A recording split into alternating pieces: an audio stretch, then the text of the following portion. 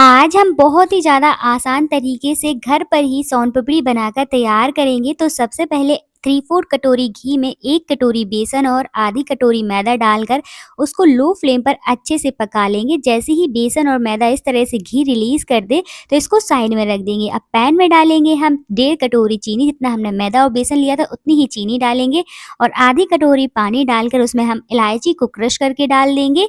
ये बिल्कुल ऑप्शनल है और उसकी बढ़िया से चाशनी बना लेंगे। लेकिन उससे पहले हम आधा नींबू लेंगे और उसका जूस हम डालेंगे इसमें, ताकि जो हमारी चाशनी है वो क्रिस्टलाइज़ ना हो।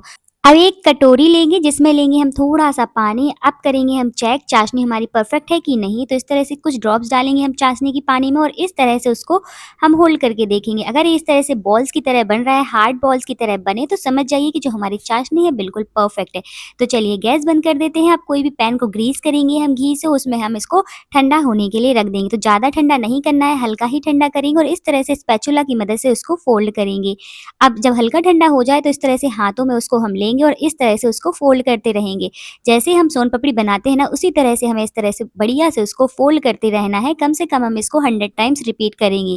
जब इस तरह से थोड़ी टाइट खींचने लगे तो इसकी हम रिंग की तरह बना लेंगे इसको और इसके ऊपर से हम डालेंगे मिक्सचर जो हमने बेसन और मैदा का रखा। तो चलिए इसको हम ट्रांसफ़र कर देते हैं और बढ़िया से इसकी हम इसमें कोटिंग करेंगे और इसको हम फ़ोल्ड करते रहेंगे। तो इस तरह से आप देख सकते हैं किस तरह से हमें उसको फ़ोल्ड करना है और तब तक करना है जब तक ये टाइट फ़ोल्ड ना होने लगे और सारा मिक्सचर जो है हम इसी में कोट कर देंगे। तो इस तरह से हमें रिंग बनाते रहना है, लेकिन एक बात का ध्यान रखना है कि रिंग बिल्कुल नहीं टूटनी चाहिए।